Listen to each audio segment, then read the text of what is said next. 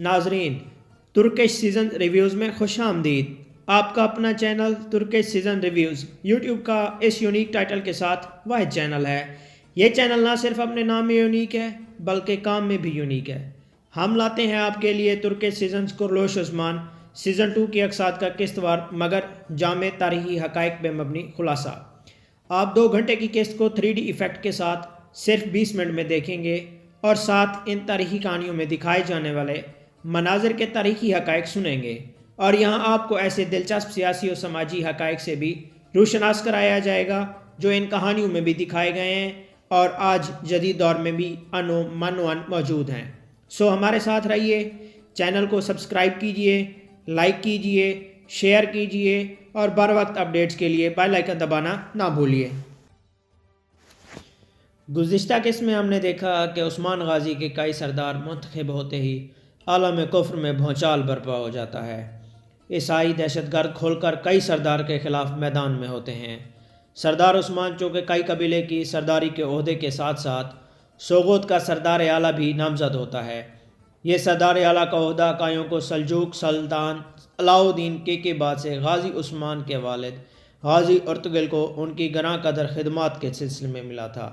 अब सल्जूक सल्तनत तो मंगोलों के हमलों की ताब न लाते हुए तबाह हो चुकी थी, लेकिन चूँकि सोगोत का इलाका गाजी अर्तुगल ने ख़ुद फतह करके सल्तनत के हवाले किया था, चुनाचे यहाँ का इंतज़ाम व इंसराम अभी भी कायों के पास था। इस हवाले से गाजी उस्मान अब सोगोत के सरदार आला भी थे और बतौर सरदार उन्होंने तमाम तुर्क कबाइल के सरदारों का ग्रैंड इजलास तलब किया। ग्रैंड इजलास में शिरकत के लिए आने वाले सरदारों पर नकोला और फलातियोस के दहशतगर्दों ने शब खून मारा और इधर सोगोत में जब मुबारक सलामत की सदाएँ जारी थी, ऐन इसी वक्त शहीद सरदारों की मैयतें पहुँचती हैं। तो नाजरीन, ये था गुज़िश्ता किस्त का रिकैप।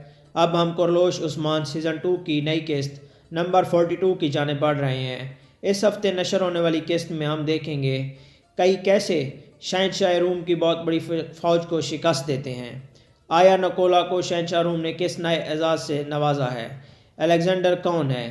कई कबीला में रोमन और बाज़ंतीनी रियासतों के स्लीपिंग सेल्स कौन से हैं? आया नकोला के सदारती खुतमे में ऐसे कौन से नुकात हैं जो नाकाम रियासतें आज भी इस्तेमाल करती हैं? कई इंटेलिजेंस चीफ जनाब तुर्गत कहाँ हैं और कैसे सरदार उस्मान की मदद कर रहे हैं? सरदार उस्मान इस जंग में कौन सा नया हथियार इस्तेमाल करने वाले हैं? नई मुजवज़ा उस्मानी रियासत का झंडा कैसा होगा? इकबाल ने कायों को कैसे खराज तहसीन पेश किया? चरकोताई का सीन कहाँ पे आने वाला है? जानिए ये सब और बहुत कुछ। हमारे साथ रहिए और चैनल को सब्सक्राइब कीजिए, शेयर कीजिए और बर वक्त नई वीडियोज़ के लिए बेल आइकन दबाना ना भूलिए। गुज़िश्ता किस्त के अख्ताम पे सरदार उस्मान शहीद सरदारों की मैयत पर खड़े होकर ईसाई दहशतगर्दों से बदला लेने का ऐलान करते हैं। यह ऐलान सुनते ही सोगत में मौजूद बाज़ंतीनियों और रूमियों के स्लीपर सेल्स एक्टिव हो जाते हैं और ख़बरें इकट्ठी करना शुरू कर देते हैं। दूसरी तरफ फलातियोस और नकोला भी बड़ी जंग की तैयारी में है। नकोला के किले में सरदार उस्मान का डर वैसे ही छाया हुआ है। इस दौरान नकोला पे किले के अंदर से हमला हो जाता है। यह हमला सबके होश उड़ा के रख देता है। इस हमले के नतीजे में हालात क्या रुख अख्तियार करते हैं, यह जानने के लिए हमारे साथ रहिए और बेल आइकन दबाना ना भूलिए। जी तो नाजरीन, नकोला पे होने वाला हमला फलातियोस की तरफ से एक फ्लेंट्री फायर निकलता है जो फलातियोस एक कामयाब मुहिम यानी कि तुर्क सरदारों के कत्ल की मुहिम से वापसी की खुशी को दोबाला करने के लिए करवाता है। खैर नकोला इस पे काबू पा लेता है। वो दोनों मुस्कुरा कर गले मिलते हैं। अभी वहीं खड़े रोमी की फ़ौज का इंतज़ार कर रहे होते हैं और कायों पर बड़े हमले की मनसूबाबंदी कर रहे होते हैं कि एक नामालूम सिम से तीर फायर होता है और नकोला का ताज उड़ा ले जाता है। माहौल पे दहशत तारी होने लगती है। सिपाही अलर्ट हो जाते हैं। इतनी देर में कॉन्फ्रेंस रूम का दरवाज़ा खुलता है। वहाँ से कौन बरामद होता है, ये जानने के लिए हमारे साथ रहिए और बेल आइकन दबाना ना भूलिए। जी नाजरीन और सामीन, कॉन्फ्रेंस रूम के दरवाजे से बरामद होने वाली शख्सियत शहंशाह रूम का नुमाइंदा खसूसी बराए सरहदी इलाका जात अलेक्जेंडर होता है, जो नकोला के लिए एक और खुशखबरी लाया होता है कि नकोला को तमाम सरहदी इलाका जात का सरदार आला बना दिया गया है। दूसरे दिन एक बाकायदा तकरीब में नकोला को ताज पहनाया जाता है। नकोला अपने सरदारती खुतबा में कौम की तरक्की और सलामती की कोई बात नहीं करता, بلکہ کائیوں کی تباہی اور بڑی جنگ کی بات کرتا ہے۔ اس کی باتیں جنگ سے شروع ہو کر جنگ پہ ختم ہوتی ہیں۔ وہ اپنی قوم کو جنگ اور موت کے رومانس میں مبتلا رکھ کر اپنے اقتدار کی ہوس کو بڑھاوا دے رہا ہوتا ہے۔ اس کی تقریر میں وہ سارے عنصر نمایاں ہوتے ہیں جو آج تیسری دنیا کے غریب ممالک پہ قابض مقامی قوتوں اور استعمار کے ایجنڈوں کی تقریر میں پائے جاتے ہیں۔ اس کے برعکس گزشتہ قسط میں سردار عثمان کا صدارتی خطبہ سننے کے لائق تھا، جس میں وہ ہیومن ریسورس پہ انویسٹمنٹ کی بات کرتا ہے، یونیورسٹی و ہسپتال کے قیام کا اعلان کرتا ہے، تجارت کو بڑھاوا دے کر دائمی امن و بھائی چارے کی بات کرتا ہے۔ یہ ساری وہی باتیں ہیں جو آج بھی ترقی یافتہ ممالک کی قیادت کی تقاریر میں پائی جاتی ہیں۔ آئیے آپ کو لیے چلتے ہیں کائی قبیلے کی طرف۔ کائی قبیلے میں کیا ہو رہا ہوتا ہے یہ جاننے کے لیے ہمارے ساتھ رہیے اور بیل آئیکن دبانا نہ بھولیے۔ ناظرین، کائی قبیلے میں سردار کے اعلان کے عین مطابق یونیورسٹی کی تعمیر جاری ہے۔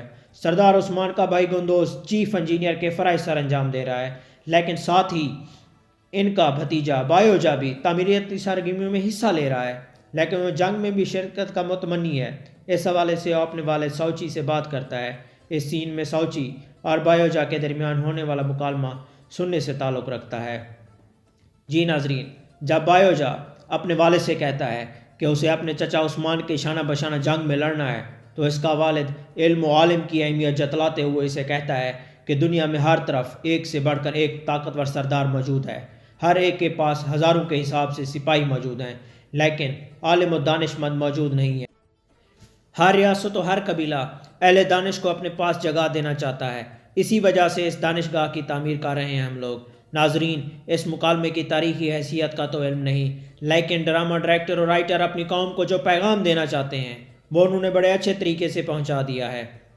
ادھر جنگل میں منگل کا سماں کیے سردار عثمان ایک نئے ہتھیار کے ساتھ عیسائی دہشت گردوں کو شکست دینے کی تیاریوں میں ہیں۔ اس کے ساتھ ساتھ اس کے جانثار ساتھی موجود ہیں۔ وہ نیا ہتھیار کیا ہے یہ جاننے کے لیے ہمارے ساتھ رہیے اور بیل آئیکن دبانا نہ بھولیے۔ جی ناظرین، سردار عثمان جو کہ ایک بدار مغز حکمران تھے، انہوں نے جنگ میں دشمن کے بڑے نقصان کے لیے آنی ہتھیاروں کے استعمال کے ساتھ ساتھ آگ کو بھی استعمال میں لانا شروع کیا۔ یہ نیا ہتھیار گھاس پھوس سے بنے بڑے گچھے ہیں جنہیں آگ لگا کر دشمن کے لشکر پہ پھینکا جانا ہے۔ اس منظر میں قبیلے کی خواتین بھی موجود ہیں اور زیب داستان واسطے تھوڑا سا رومانٹک ٹچ دے کر سامعین کی توجہ مبذول کرانے کی کوشش کی گئی ہے۔ اس رومان پرور ماحول میں انٹیلیجنس معلومات وصول ہوتی ہیں کہ رومن شہنشاہ کی فوج کا بڑا لشکر نکولا کی مدد کو پہنچ رہا ہے۔ اس لشکر کے روٹس کا پتہ لگا لیا جاتا ہے اور پھر وہاں جال لگا کر آگ کے گولے تیار کیے جاتے ہیں۔ یوں ایک بڑی جنگ کا آغاز ہوتا ہے۔ رومن لشکر کو دونوں طرف سے جال میں پھنسا کر اونچائی سے آگ پھینکی جاتی ہے، پھر آنی ہتھیاروں سے حملہ کر دیا جاتا ہے۔ ناظرین، اس جنگ میں عجیب و غریب مناظر ہوتے ہیں۔ کائیوں کا نعرہ ہوتا ہے کہ جنگ ہماری اور فتح اللہ کی۔ یہ نعرہ اپنے آپ میں بہت بڑے آفاقی نظریے کی ترجمانی کرتا ہے۔ علامہ اقبال رحمۃ اللہ علیہ نے اپنی نظم شکوہ میں رب تعالیٰ کو مخاطب کر کے ایسے لوگوں کی ہی دعائی دی کہ ہم جو جیتے تھے تو جنگوں کی مصیبت کے لیے اور مرتے تھے تیرے نام کی عظمت کے لیے، تھی نہ کچھ تیغ زنی اپنی حکومت کے لیے، سر بکف پھرتے تھے کیا دور میں دولت کے لیے۔ آگے جواب شکوہ میں علامہ اقبال نے خود ہی اس کا جواب دیا، کوئی قابل ہو تو ہم شان کئی دیتے ہیں، ڈھونڈنے والوں کو دنیا بھی نہیں دیتے ہیں۔ ادھر قبیلے میں یونیورسٹی کے بورڈنگ کا خیمہ تیار ہو رہا ہے۔ بالا خاتون بطور خاتون اول آ کر مینوفیکچرنگ یونٹ کا معائنہ کرتی ہے۔ قبیلے کے مرکزی کچن کی نگرانی کا کام ایک عورت کو سونپتی ہے۔ اس دوران ناظرین، جنگ میں فتح کے بعد کئی قبیلے اب واپس پہنچ چکے ہوتے ہیں۔ فاتحین کو گارڈ آف آنر پیش کیا جاتا ہے۔ اس کے بعد قبیلے میں جشن کا سماں ہے۔ پورے سوغت میں نئے زمانے کا دلی ضمیر وہ میرا مطلب داؤد آغا اعلان کرتے ہیں کہ سرداران کے قتل کا بدلہ لے لیا گیا ہے۔ رومی اور بازنطینیوں کے سلیپنگ سیلز منہ میں انگلی ڈالے رہ جاتے ہیں کہ اس کی خبر انہیں کیوں نہ ہو سکی۔ یہاں آپ کو یہ بتاتے چلیں کہ رومیوں اور بازنطینیوں کے سلیپنگ سیل سے مراد یہاں تاجر عبداللہ اور اس کا منہ بولا بیٹا سلمان ہے۔ قبیلے میں سردار ادریس انہی کے گینگ کا حصہ ہے۔ قبیلے میں خوشی کے دن لوٹ رہے ہیں۔ بران الپ اور گونچا گل خاتون کی نزدیکیاں بڑھ رہی ہیں۔ اس کے درمیان پیار کا رشتہ شہینہ اور ترگت کے پیار کا صدیق رہا ہے۔ اسی طرح ایک دوسرے کے قریب آنا، مستیاں کرنا، ایک دوسرے کو ٹوٹ کر چاہنا۔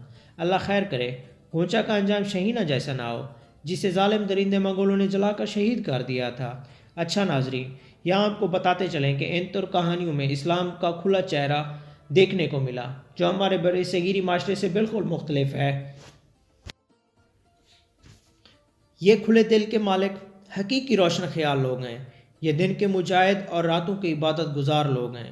یہاں عورتیں خود سے اپنی پسند کا اظہار کرتی دکھائی دیتی ہیں اور اس کو معیوب نہیں سمجھا جاتا، بلکہ پیار کی شادی کو ایک سعادت سمجھا جاتا ہے۔